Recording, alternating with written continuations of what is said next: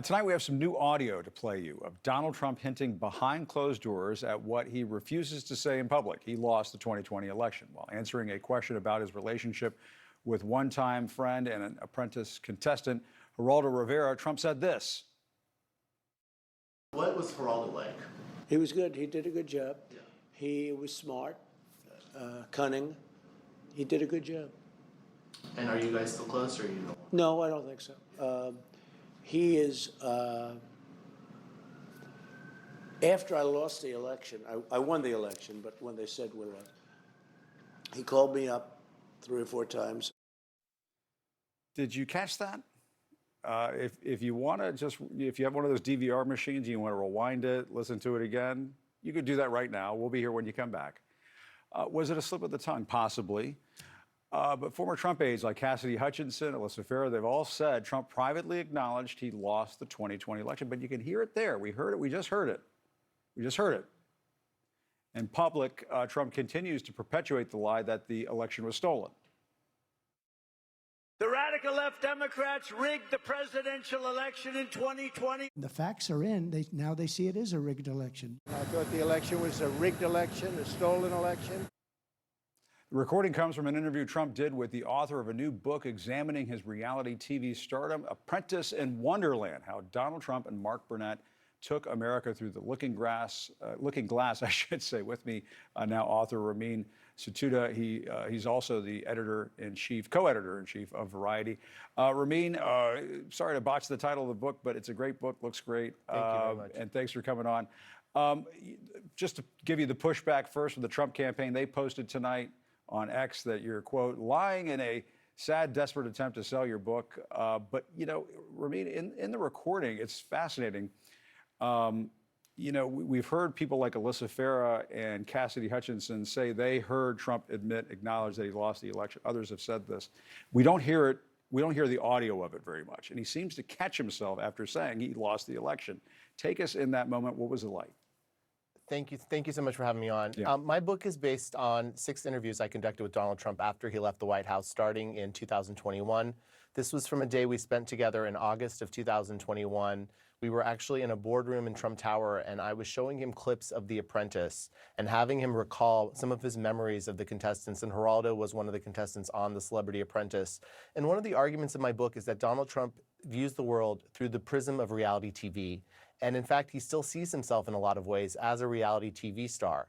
And when he said to me that he lost the election, and you can hear the inflection in his voice, if you go back and you re-listen to it on your DVR, you can hear that he says, and he pivots, right? And then he says, oh, I won the election. And it's a very dramatic swing.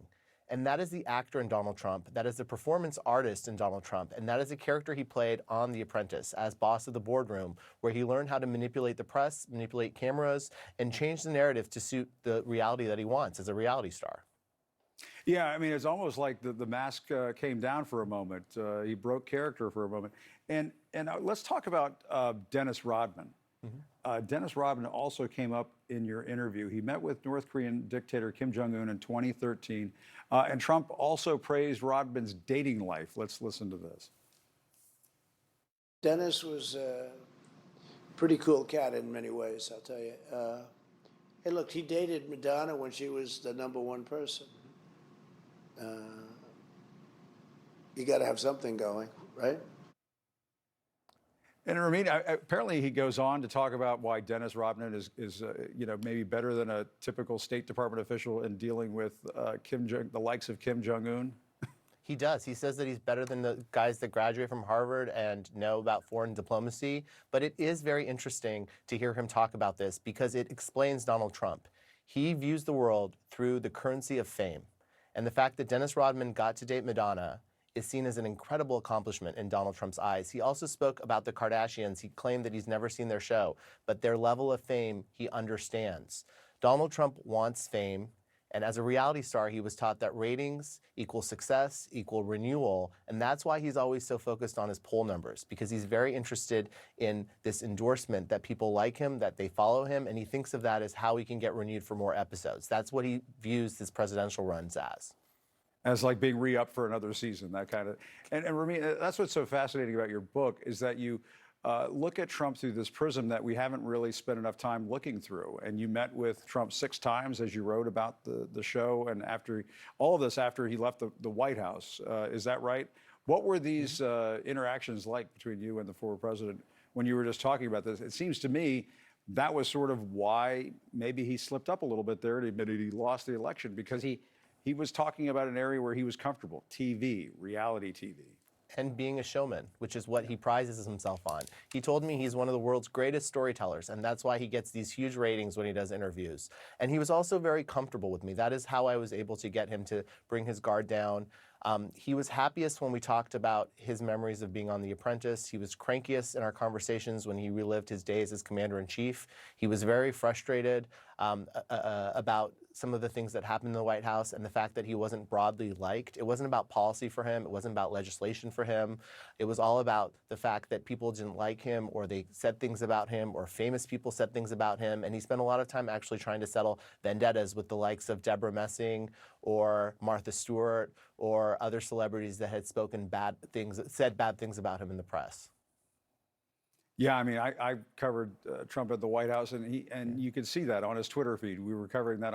He obsessed over celebrities and whether they liked him or disliked him, and it made you think, wait, shouldn't you be worried about running the country right now? You're the leader of the free world. But fascinating, the world that you took us inside with this book. Ramin Satuda, thank you very much for your time. Make sure you check out Ramin's book.